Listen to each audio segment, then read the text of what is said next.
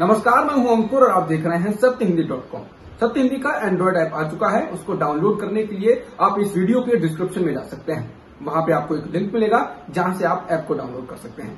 इसके अलावा इस ऐप को आप गूगल प्ले स्टोर से भी डाउनलोड कर सकते हैं। अब एक नजर डाल लेते हैं अब तक की खबरों पर। उत्तर प्रदेश के पूर्व मुख्यमंत्री अखिलेश यादव ने ब्लॉक प्रमुखी के चुनाव में बीजेपी पर खुली गुंडाई करने का आरोप लगाया है। इसके साथ ही अखिलेश यादव ने कहा कि मुख्यमंत्री योगी आदित्यनाथ खुद गुंडों को बढ़ावा दे रहे हैं और यूपी की जनता आने वाले चुनाव में इन्हें सबक सिखाएगी। उन्होंने कहा कि उत्तर प्रदेश में केवल एसपी के कार्यकर्ता ही शासन के जुल्म के खिलाफ लड़ाई लड़ रहे हैं। अखिलेश ने कहा कि जिस जिले का डीएम एसपी खुद चुनाव को हराने के लिए बैठा हो तो आप क्या करेंगे। उन्होंने कहा कि सपा ऐसे अफसरों की पूरी सूची बना रही है जिन्होंने एसपी कार्यकर्ताओं और जनता को अपमानित किया है। पंजाब कांग्रेस में जारी भीतरी कलह के बीच कांग्रेस नेता और पूर्व केंद्रीय मंत्री मनीष तिवारी ने एनडीटीवी से बात करते हुए कहा कि कांग्रेस को कोई हराता नहीं है बल्कि वो खुद हारती है। तिवारी ने कहा कि मुझे कांग्रेस में 40 साल हो गए हैं। मेरा मानना है कि कांग्रेस को कोई नहीं हराता, कांग्रेस खुद को हराती है। इसके साथ ही मनीष तिवारी ने सीधे तौर पर राज्य के सीएम कैप्टन अमरिंदर सिंह का समर्थन किया।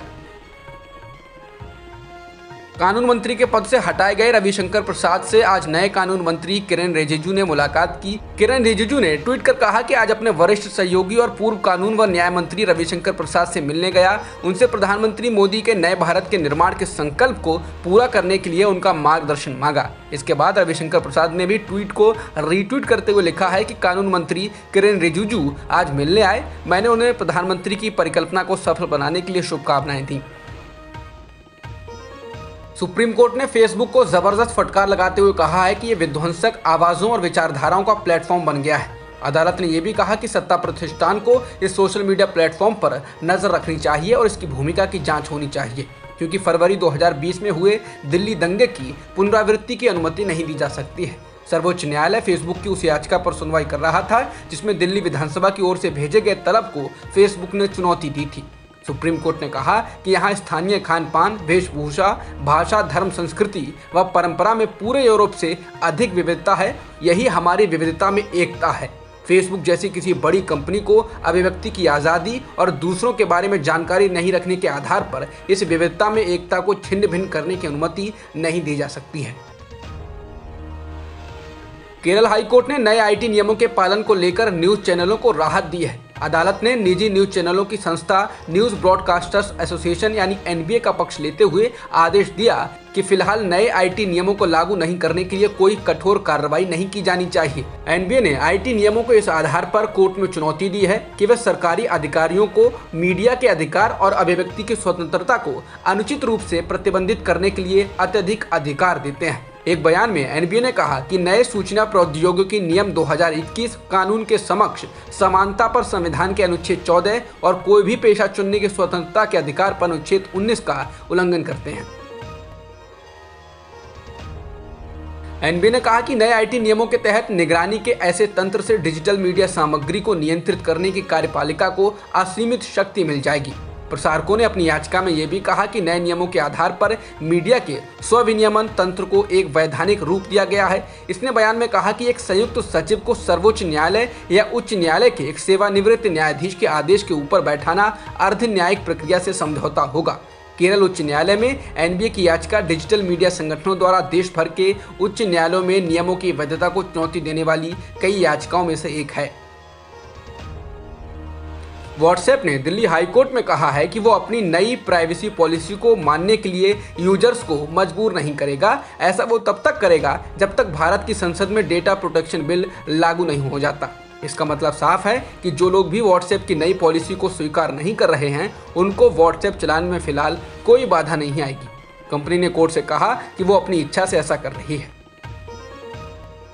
दिल्ली हाईकोर्ट ने भारत में समान नागरिक संहिता यानी यूनिफॉर्म सिविल कोड को लागू करने की जरूरत का समर्थन किया। साथ ही केंद्र सरकार से इस मामले में आवश्यक कदम उठाने को कहा है।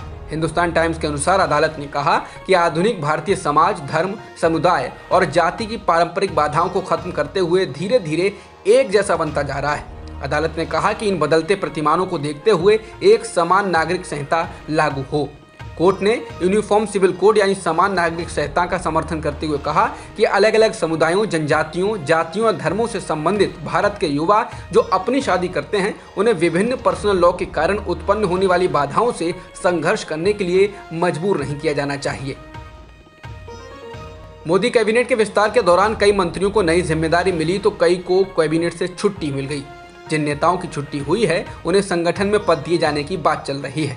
इसके अलावा पार्टी में सबसे ताकतवर माने जाने वाले संसदीय बोर्ड में भी 5 पद खाली हैं। इन पदों पर किन नेताओं का चयन होगा ये देखना काफी अहम होगा, क्योंकि बीजेपी संसदीय बोर्ड का सदस्य होना पार्टी में आपके सियासी कद को बताता है। माना जा रहा है कि पार्टी के राष्ट्रीय अध्यक्ष जेपी नड्डा आने वाले दिनों में संगठन और संसदीय बोर्ड में खाली पदों पर नियुक्तियां करेंगे और उन्होंने तेजी से कदम उठाते हुए तमिलनाडु बीजेपी के अध्यक्ष पद पर नियुक्ति भी कर दी है।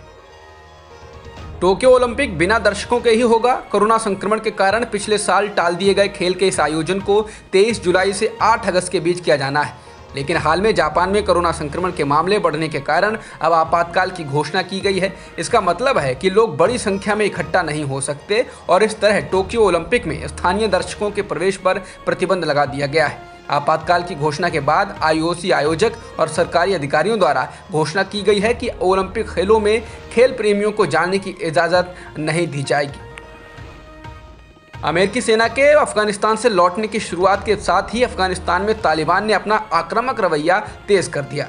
वो लगातार एक के बाद एक इलाके पर कब्जा कर रहा है और हालात ये हो गए हैं कि हजारों अफगान सैनिकों को ताजिकिस्तान में शरण लेनी पड़ी है। इस बीच तालिबान ने शुक्रवार को दावा किया कि अफगानिस्तान के 85% हिस्से पर उसका नियंत्रण हो चुका है।